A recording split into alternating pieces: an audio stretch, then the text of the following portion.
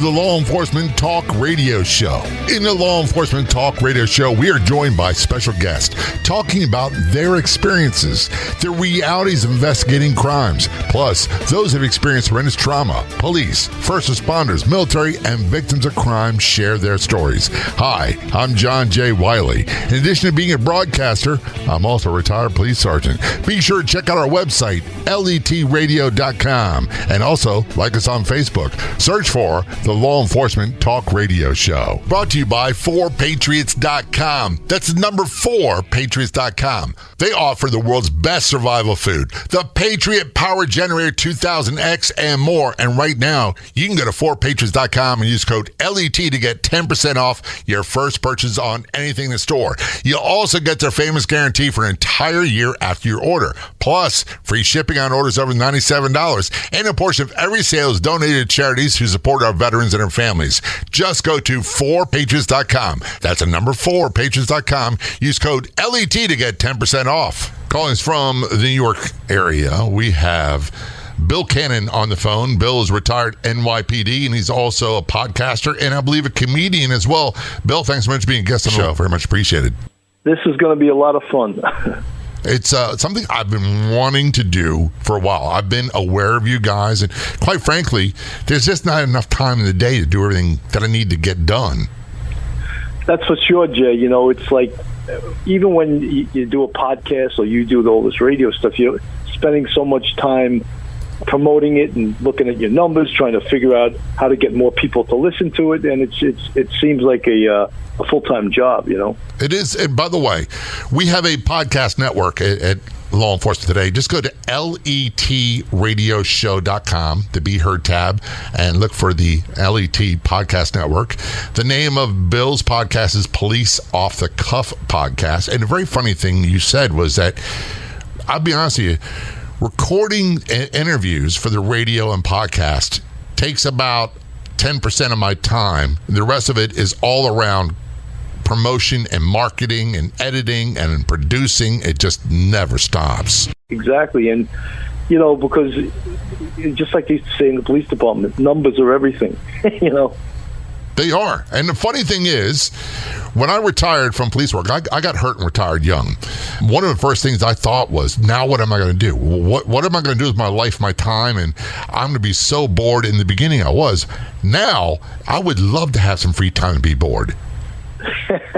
That's for sure. You know, when I used to be on the police department, I was in homicide my last 10 years. So I worked my 4 on and 2 off, and at least 40 to 50 hours a month overtime. And I taught college part-time. So I was like, how did I do all of that? You know what I mean? And how'd you keep your brain about you without losing your mind? Yeah. Because I'm someone, though, that always wants to have something to do. Yeah, well, you never know. The funny thing is, people said to me, like, I work in radio. My full-time job is a radio guy.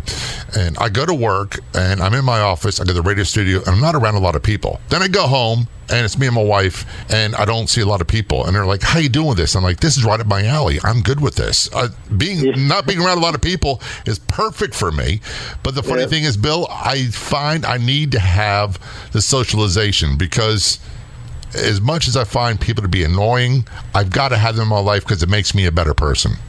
You know, Jay, I said that to my wife. I said, because besides doing the podcast, I'm a stand-up comic, and I take acting classes, and I'm always auditioning for things. Not always getting, but auditioning. Just like fishing, you know. They don't call fishing catching, they call it fishing. Same thing with acting. You go to a lot of auditions, and you don't get a lot of things, you know, but it's all part of the whole process, you know. But you're right. I miss that interaction. I miss the socialization. I miss talking to people, you know. I've got to have people in my life, and it's so easy. When I first retired, Bill, I thought I wanted to live at the top of a mountain in West Virginia with security cameras and barbed wire and everything else, and be like 30 minutes from town where I could go and say hello, then leave and not be around anybody. And that's what I really wanted. And I found out that's the worst thing in the world for me. I've got to be around people. And one thing, you do the acting, you do stand-up comedy. You mentioned that you also do a lot of auditions and you don't get the jobs. Well, I found that police work gave me relatively thick skin. Has that helped you with auditioning? Absolutely. Because, you're used to a lot of disappointment. You're used to a lot of things not going your way. You can't. We know in life, you and I didn't get this far because we were stupid. That there's a lot of ups and downs, and there's a lot of losses with the certain amount of victories you get. We will talk about some of those. Teaches you that. You encounter everything, the good, the bad, and the ugly.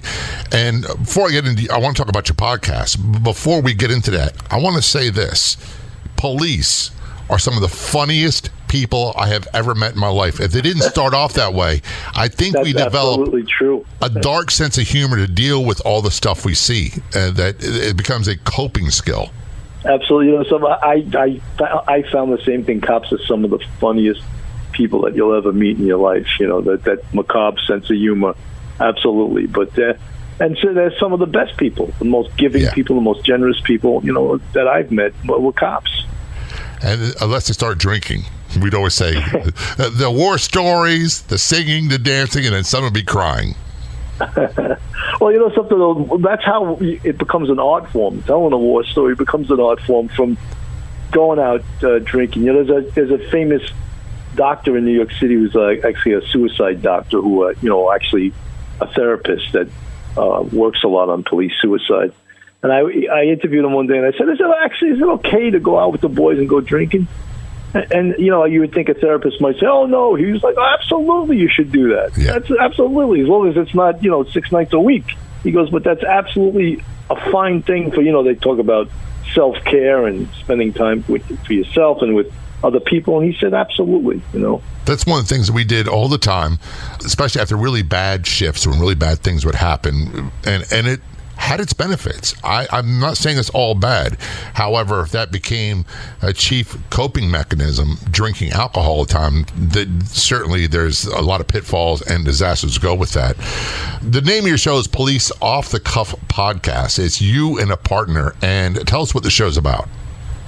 Well, Mark DeMeo is he's a retired NYPD detective. But more than that, he's been a comic for like 23 years. He actually was a better comic than he was a cop. And he still is. He's a great comic. But we had a show early on it was like almost like comedians driving around in cars with Jerry Seinfeld. Uh-huh. That him and I drove around in the car and told war stories. But unfortunately, the company that hired us, they ran out of money after 3 episodes. But it was a great idea. So he then said, why don't we try to do a podcast? So about 16 months ago, it was like February 9th, we did our first episode.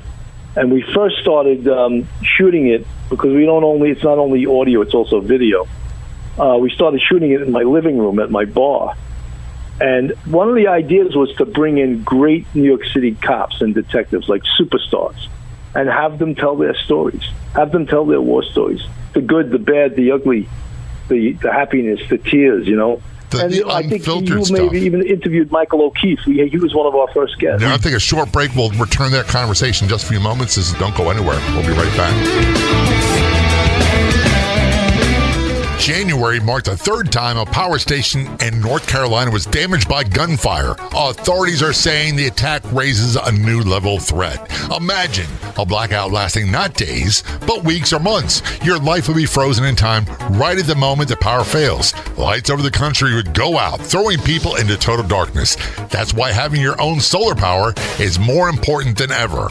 With a new Patriot Power Generator 2000X, you get a solar generator that doesn't install into your house because it's portable. You can take it with you, even use it inside, but it's powerful enough for your phones, medical devices, or even your fridge. And right now, you can go to 4patriots.com and use code LET to get 10% off your first purchase on anything in the store, including the Patriot Power Generator. You'll also get their famous guarantee for an entire year after your order. Plus, free shipping on orders over $97, and a portion of every sale is donated to charities who support our veterans and their families. Just go to 4patriots.com. That's the number 4patriots.com and use code LET to get 10% off. That's 4patriots.com. Use code LET to get yours today.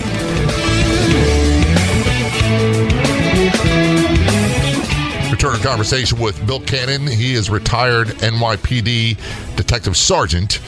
and he's also one of the hosts of the Police Off the Cuff podcast, and he's a stand-up comedian. Bill, before we went to break, we talked about Michael O'Keefe, who I had as a guest on the show. You've had him on, and the story, I'll let you tell more of it, but Michael got involved with an altercation with an armed subject, a drug dealer, and it was a life and death battle, and he wound up shooting the guy and killing the guy, and that pretty much created riots and everything we see going on now, and he barely survived legally, and thank goodness he did, because it's just horrific to see these things happen, and for lack of support from the politicians. Well, the politics behind it back then was that the mayor was David Dinkins, a Democrat, and he wanted so badly for Michael O'Keefe to get indicted and get arrested. And when it went against his way, he was actually off. And just to quickly go over the incident, Michael O'Keefe was in an unmarked car. Two of his partners went after a guy with a gun, and as they were going after that guy with a gun, he saw another guy with a gun. So he went after that guy himself, and he followed him into a building where an extremely violent altercation ensued. Kiko Garcia pulled a 9mm on him, and Michael was able to draw quicker and he shot him, I think, 2 or 3 times, almost at point-blank range. But this was during a violent physical altercation. And then what happened was some people in the building said that they witnessed it and that Michael O'Keefe executed him and planted a gun on him. And these witnesses actually testified at the grand jury.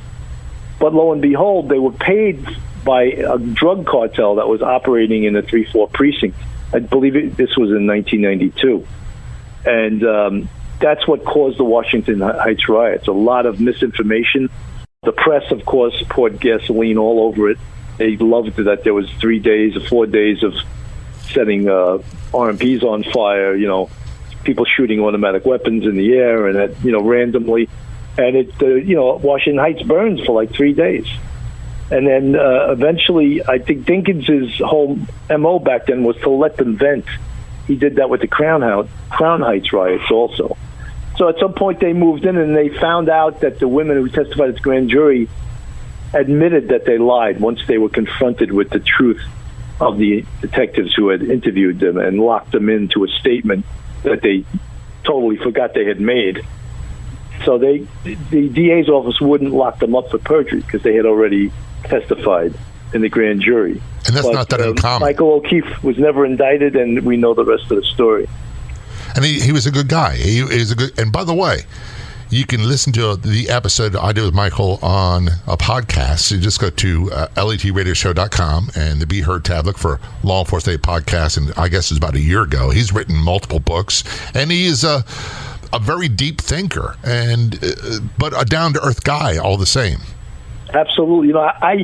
He's such a good writer. I mean, I have a master's degree, but I can't write like he writes, and he just has that flair for writing, and I wish I could write like that because I tell some stories too, but I guess I'll just have to tell my stories in the bar, Well, the funny thing is you got a master's degree, which I'm very impressed about. I majored in drinking and minored in sociology, and I was out within a year.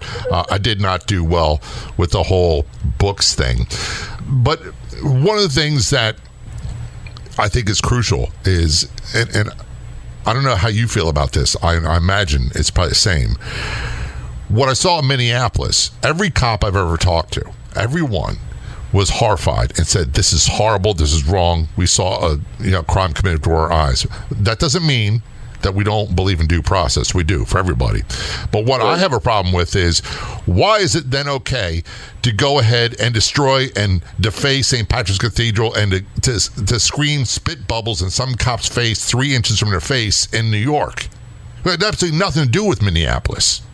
No, I don't understand it either, Jay. I think it's really it's misdirected. And, again, we also have to underline that most, and not all, but most of the protesters are peaceful.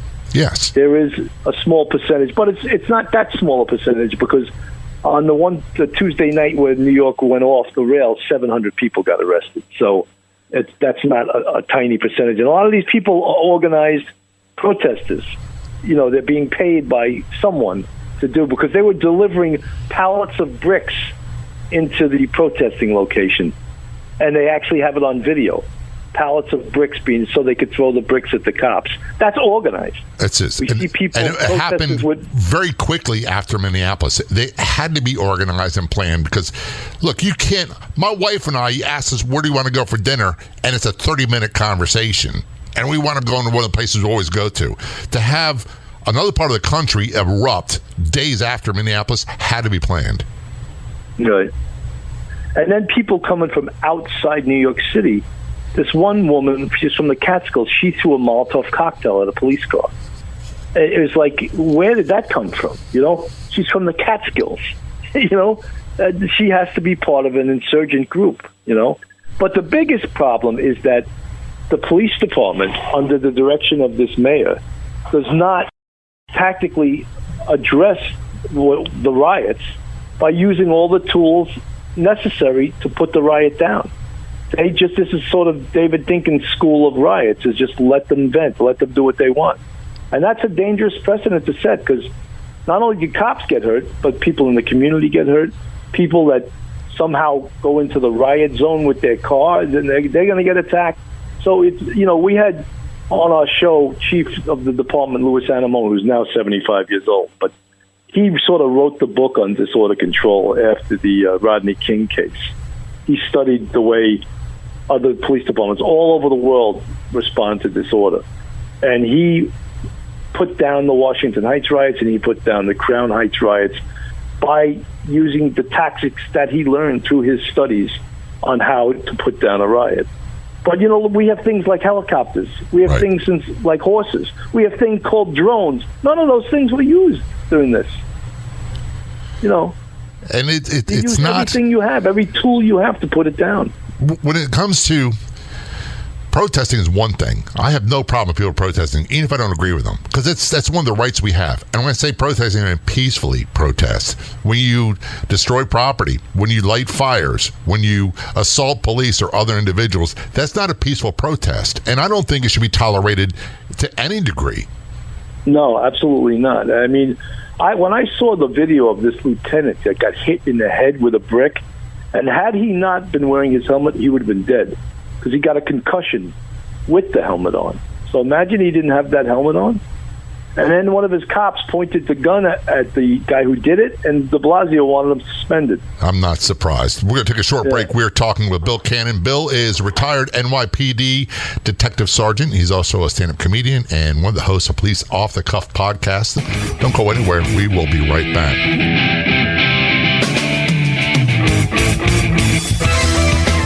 Get access to free podcast versions of the show and more on Facebook. Do a search for the Law Enforcement Talk Radio Show and be sure to click like. I am Meg Marie O'Rourke from Harmony with Food. Do you ever wonder what foods you should or should not be consuming based on your own unique needs? At Harmony with Food, we are now able to determine exactly what foods we should or should not be consuming through advanced testing. Test, don't guess is the motto at Harmony with Food's BioUnique Boutique program. It has never been easier than now to determine what food, drinks, and supplements you need for your individualized needs. Head over to harmonywithfood.com and click on the testing tab. Return conversation with Bill Cannon. Bill's retired NYPD Detective Sergeant. He's also a stand-up comedian, and he's one of the hosts of the very popular Police Off the Cuff podcast. When my grandparents immigrated from Ireland around 1930, and their family, they all settled in New York, Queens, Long Island, Northern Jersey. As a matter of fact, I was born in Northern Jersey. I was a Navy brat, so wasn't there very, very long. But whenever we return to visit family members in New York or the area in the 70s and into the 80s, it was well known. You didn't dare go into Times Square, especially at night. The subways were literally taking your life in your hands. Yeah. And then New York got really good thanks to a lot of hard work and sacrifice of a lot of police. And now I fear, Bill, that it's reverting back to the 70s and 80s again. Well, you know, it took probably 30 years to drop crime 70% in the 7 major crimes in New York City, which is how all police departments are judged as far as crime numbers by the FBI, except the FBI throws arson in there. They don't list arson because it doesn't happen that often. But the 7 major crimes in New York City went down 70%. And one of the problems was when David Dinkins was mayor, crime was basically out of control. And there was a case where a young man named Brian Watkins, he was from Utah, he came to Manhattan with his family to go see the U.S. Open tennis tournament. And taking the train from Times Square, his mother was attacked by a group, and he went to his mother's aid, and they stabbed him to death. And that was the incident more than anything else, I think, that got David Dinkins unelected. Giuliani came in as the law and order mayor, and even though it was a long shot because he was a Republican, it was a perfect storm. People had it with crime, and they wanted law and order. And Giuliani came in, I think he won by like 2 or 3 percentage points. And then they started what has been, everyone knows all across the world as the ComStat program, right? Which is just tracking your crime statistics using computers and holding police commanders accountable and tweaking where there's problems, not just immediately chopping their head off if they have a spike in crime, but talking about it and coming to a consensus. How can you better address this? And you get 1 or 2 chances to address it, and if you didn't address it, you would get transferred. It was a very unforgiving system, but it worked. And, well, people's lives are on the line. That's the thing. We talk about this, and when commanders get transferred, for lack of better words, because they're not getting any action on suppressing or decreasing violent crime in an area, the people who pay the price are the people who live in that area. They're the ones Absolutely. who, I always say this, in Baltimore, we had so many people that they wouldn't let their kids play out front in their front yard after 4 o'clock because of all the drug gangs and the guns. Yeah. And they would be pleading, please send more police here to do more. And right. People would say, if you brought more police, then they'd say, oh, you're an occupying force, and look what you're doing. And they'd throw in all these other elements that had nothing to do with suppressing crime. Well, we had a couple of weeks ago Dr. Darren Porcher on, who's a retired NYPD lieutenant, and he's a professor at Pace University in Westchester. Really thoughtful, nice guy. He's a talking head on almost all the channels now. And he used a term that I disagreed with, of over-policing an area. And I said, Darren, and I'm not saying he agrees with that, but he used that term. I said the areas that need the most policing are, of course, the areas that have the most violence. Right. You're not going to police the 19th precinct on the Upper East Side the same way you're going to police the 3-2 precinct in Central Harlem. They have different problems.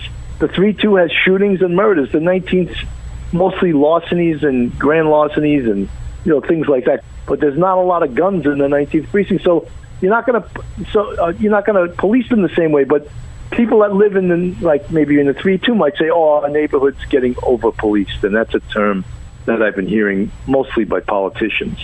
Well, we all know that the politicians serve their own interests, and it's about appearances and not being held accountable when things go bad. And a perfect example of this. By the way, I'm going to backtrack.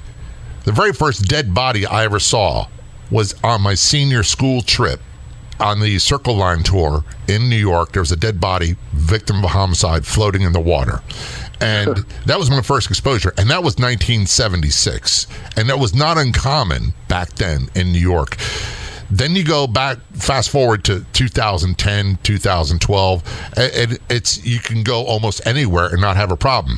Now I can't turn on television without seeing some sort of news of increased skyrocketing violent crime in New York City.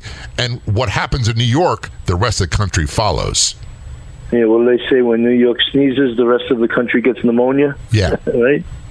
Yeah, no, that's absolutely true. And I used, doing comedy, I come upon a lot of young comics.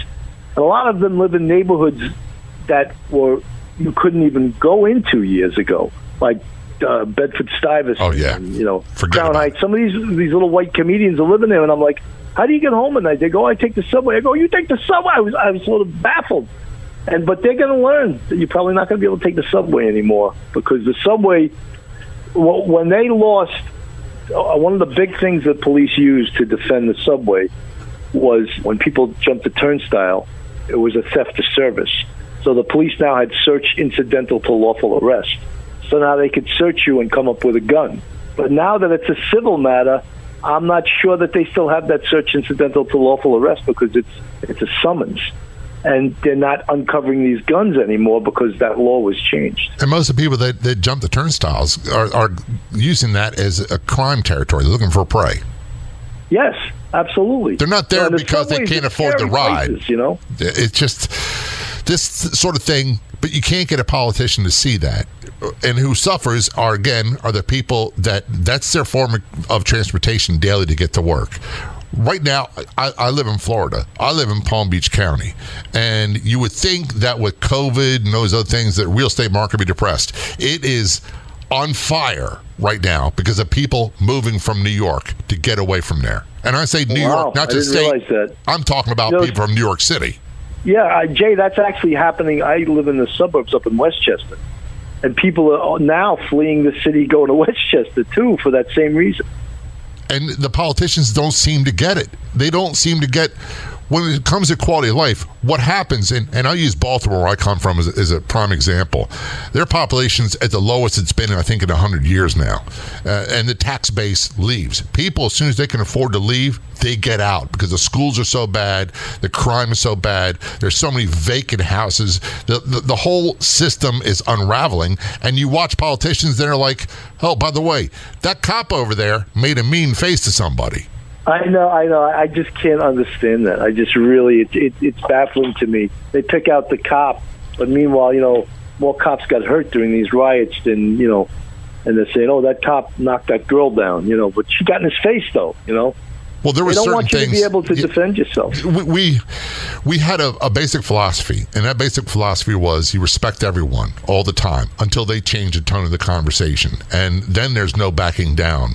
Because you when you're policing in a major urban environment, and let's just say you're a post officer, you're there every day, people are watching, and if you tolerate a lot of abuse and disrespect, the next thing is going to be a punch. Then after that's a knife or gun, and people will try you.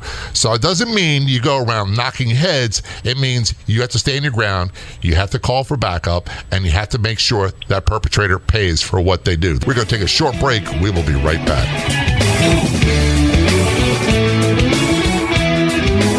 There's only one official Facebook page for the show.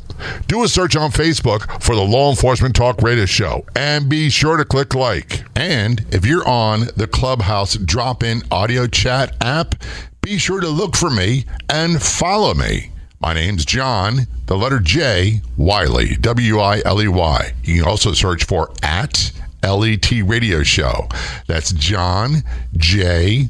Wiley, W-I-L-E-Y, @LET Radio Show on the Clubhouse drop-in audio chat app.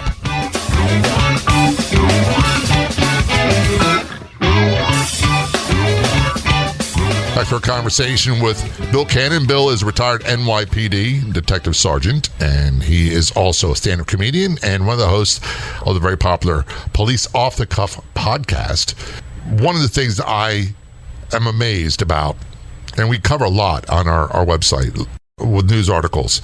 I was shocked but not surprised when I read the news that New York City politicians disbanded their anti-crime unit. First of all, what is the anti-crime unit? Okay, in New York City, every precinct, there's 75 precincts. Every precinct has a plainclothes anti-crime unit, and it's usually 2 sergeants and 10 cops. And these are usually the best cops in your precinct because they get promoted into anti-crime. Not like taking a test, but just from good activity. Now, these are your guys that are going to go out there. They're going to make your robbery arrests. They're going to get guns off the street. They're going to get stolen vehicles. They're going to get major crimes because they have the ability to blend in with the community. They got a certain level of stealthiness, and they have a bit of an advantage in someone in uniform. Uniform is usually reactive. Anti-crime can be proactive because no one knows who they are when they're out there.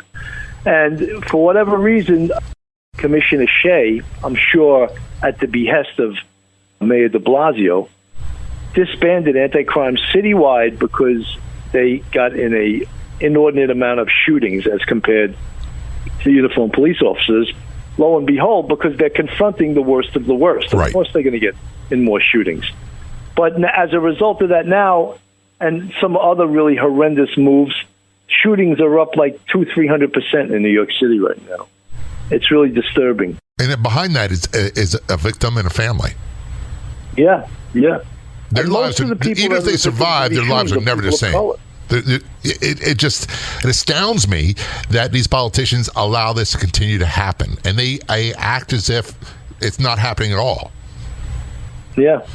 They never talk about how many people get shot every weekend in Chicago, how many people get killed, how many people get shot and killed in Baltimore, and they just never bring that up. Apparently, that's not important. Well, the funny thing is, and I don't mean funny as in ha-ha, you worked homicide for a long time. Yeah. I was never assigned to homicide, but in uniform patrol, as a patrol sergeant and as a post officer, we were the first ones on scene. And I remember seeing kids that I met when they were 10 and 11 years old.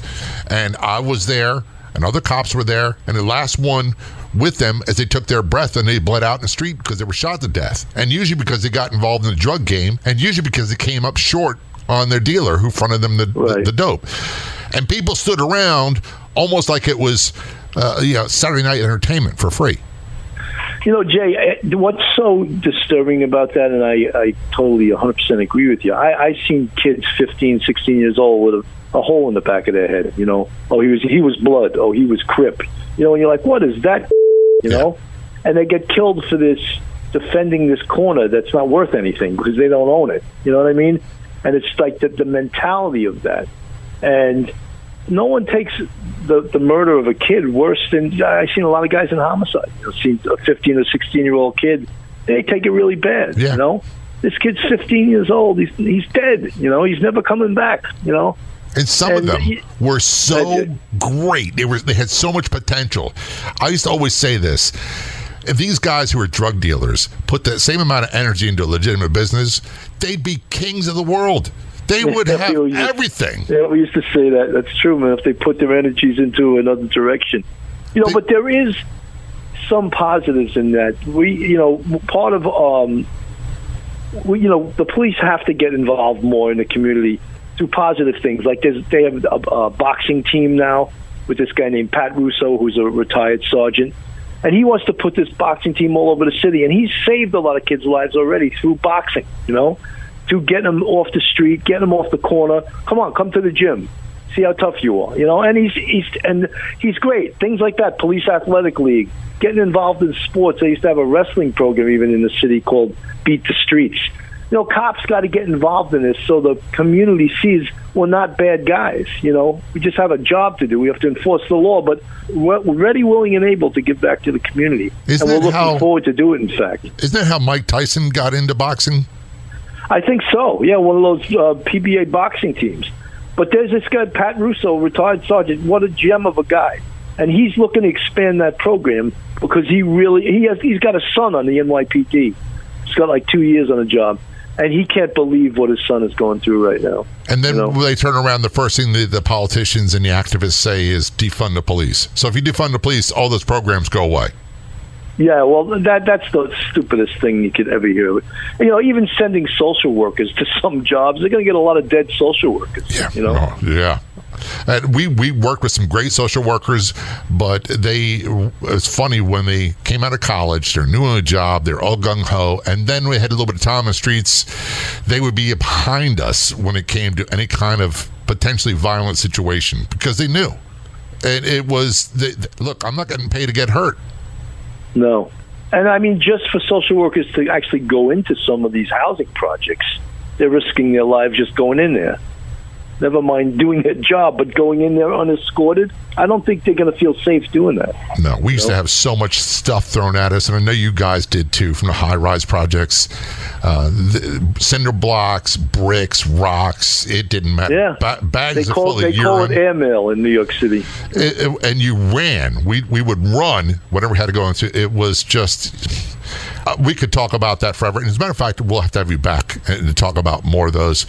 Before we run out of time, though, Bill, I do want to change gears and talk about your podcasting, talk about your stand-up comedy. Where can people get more information? Well, Police Off the Cuff, it's the product of myself and my partner, Mark DeMeo. And right now, we're on YouTube. We're on Facebook. We put out our episode on Facebook. It comes out every Friday. And we're also on Law Enforcement Today, which is your site. And we're on a site that's being sponsored by the Sergeants Benevolent Association, but hopefully sponsored by private donations and maybe some advertisers. It's called InsideBlue360.com. And Mark and I have been proud to be the voice of law enforcement via our podcast by featuring the unbelievable careers of some of the greatest detectives that ever worked for the NYPD. This week we have a guy named Rick Martinez who shot it out with infamous drug dealer Larry Davis, who shot like 6 cops in this incident. And Rick Martinez saved the lives of 3 of them by going into the line of fire and actually dragging their bodies out. Well, they were still alive, but dragging them out. Guys like that were highlighting their career, so cops now could see who were the best of the best. A guy named Mike Heinrichs, highest decorated detective in the history of New York City Police Department. 2 combat crosses, 2 medals of valor, and over 200 citations. I mean, these guys have stories that could be movies themselves, you know. And the bravest of the brave are always the most humble. You know, they're very humble guys. They usually don't talk a lot about it either. They really took policing seriously, and they're all heartbroken about what's happening now. One of the things I've found is that the ones who talk the biggest game usually did the least amount. The ones who were really in it don't talk a whole lot about it. And because the funny thing is, those who have really stood up in the line of fire, whether it be gunfight or not, don't have to prove anything to anybody. They already know, and they have their own demons they deal with when it comes to that. You know, absolutely. That's one of the things we even talked about on the podcast, is that if you do X amount of years in the police department, there's no doubt you have PTSD. Yeah. Whatever form it takes, you know, whether it's a little bit of depression or sadness or whatever, nervousness, just being fearful at times, you got it. You definitely got it. And it's important to be around other people and other cops and talk about it. And there's no shame to it, just that you saw some of the most heinous things a human being could be subjected to, you know. And there's no shortage of that. Bill, we're going to have to have back again in the future. You're a great guest. There's so many more things we can talk about. Bill Cannon is retired NYPD Detective Sergeant. He's also a stand-up comedian, and he's one of the hosts of the Police Off the Cuff podcast. Bill, thanks so much for being a guest on the show. Very much appreciated. Jay, it was my pleasure, and I would love to come back on. And we're actually, Jay, you got to plug yourself. We're having you on Facebook Live on the Police Off the Cuff live Facebook site. I'd like to thank our guests for coming on the Law Enforcement Talk Radio Show. The Law Enforcement Talk Radio Show is a nationally syndicated weekly radio show broadcast on numerous AM and FM radio stations across the country. We're always adding more affiliate stations. If you enjoyed the podcast version of the show, which is always free, please do me a favor and tell a friend or 2 or 3. I'll be back in just a few days with another episode of the Law Enforcement Talk Radio Show and podcast. Until then, this is John J. Wiley. See ya.